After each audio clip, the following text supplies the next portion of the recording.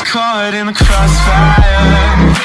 नमस्कार दोस्तों, मैं अंकित कुमार पांडे आप सभी को अपने YouTube चैनल एपी क्लासेज में स्वागत करता हूं। तो आज मैं आपको बताने जा रहा हूं a girl with A basket. ये चैप्टर 1 है, तो इसका आज मैं अर्थ बताऊंगा आपको। तो चलते हैं, वीडियो शुरू करते हैं।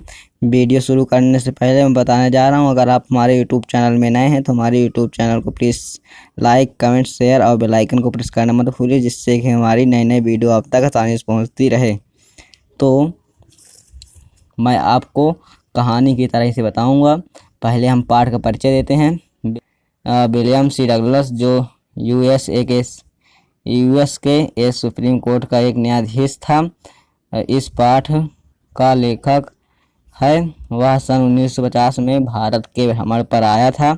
उस समय भारत शरणार्थी समस्या में फंसा हुआ था। दसियों लाखों शरणार्थियों के बच्चों से एक रेलवे स्टेशन पर इस लेखक की भेंट हो जाती है।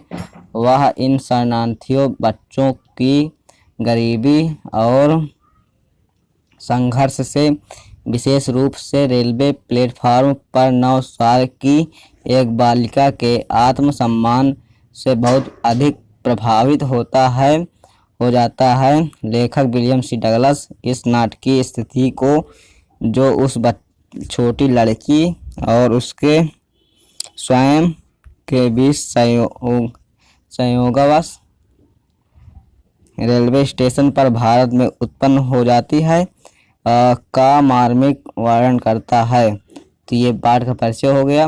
तो लेखक एक स्टेशन पे जाते हैं। वहाँ पे शरणार्थियों, जो मतलब पाकिस्तान से आए हुए थे, तो उनसे मिलता है और अपना। तो अब चलते हैं, इस पाठ का सारांश क्या कह रहा है। तो इस पाठ का सारांश कह रहा है, लेखक की यात्रा।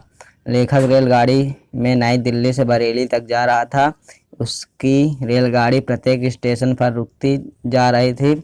उसने लोगों से भरे हुए प्लेटफार्म देखे। लेखक ने अपनी अंग्रेजी जानने वाले लोगों से बातचीत करके उनके विचारों को जाना चाहा। उसने गंगा नदी, जंगलों, बंदरों एवं गांवों के दृश्यों का भी आनंद लिया। शरणार्थी बालक। एक स्टेशन पर छोटे छोटे शरणार्थी बालकों का झुंड लेखक के चारों तरफ इकट्ठा हो गया। वे हाथ से बुनी हुई सरकंडों की टोकरी बेच रहे थे। पाकिस्तान बनने के बाद लगभग 90 लाख लोगों को अपनी संपत्ति व रोजगार आदि वहां पर छोड़कर भारतवर्ष में एक नया जीवन प्रारंभ करने के लिए यहाँ पर आना पड़ा। तो इन शरणार्थियों के पास घर बार, धन दौलत व रोजगार नहीं था। वे बहुत निर्धन थे। बच्चों के माता पिता भी उन्हें उचित ढंग से भोजन देने के लिए पर्याप्त धन नहीं कमा पाते थे। इस कारण वे बच्चे अपनी टोकरियों बेचने के लिए लेखक के चारों ओर इकट्ठा हो गए थे। तो अब जो टोकरी 9 वर्ष की बालिका लड़की थी, तब उसके बारे में क्या कह रहा है। उन शरणार्थी बालकों से लेखक ने एक बहुत सी टोकरियाँ खरीद ली। तभी उसकी निगाह 9 वर्ष की एक सुंदर लड़की पर पड़ी, जो एक प्यारी सी टोकरी बेचने के लिए उठाए हुए थी। उस लड़की ने आंखों में आंसू भरकर हृदय द्रवित कर देने वाली वाणी में लेखक से विनती की कि वह उसकी टोकरी खरीद ले। लेखक पहले ही अनेक टोकरियाँ तथा पंखे खरीद चुका था। उसकी भुजाएं भरी हुई थी।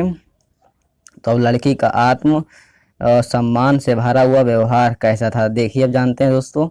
तो लेखक को और अधिक टोकरियाँ की आवश्यकता तो नहीं थी, परंतु फिर भी वह उस लड़की की सहायता करना चाहता था। इसलिए उसने उस लड़की की टोकरी तो नहीं खरीदी, परंतु उसका टोकरी में दान के रूप में कुछ सिक्के डाल दिए। लड़की इस बात को सहन नहीं कर सकी। वह निर्धन थी किंतु भिखारी नहीं थी। उसने वे पैसे तुरंत ही लेखक को लौटा दिए। अंत में लेखक को उस लड़की की सहायता करने के लिए उसकी टोकरी खरीदनी पड़ी। तो लेखक का प्रभाव क्या कह रहा है। उस निर्धन छोटी सी बालिका को आत्म सम्मान से भरे हुए व्यवहार से लेखक बहुत प्रभावित हुआ। उस छोटी शरणार्थी बालिका में उस भारतवर्ष की प्राणमयी आत्मा की झलक मिल गई।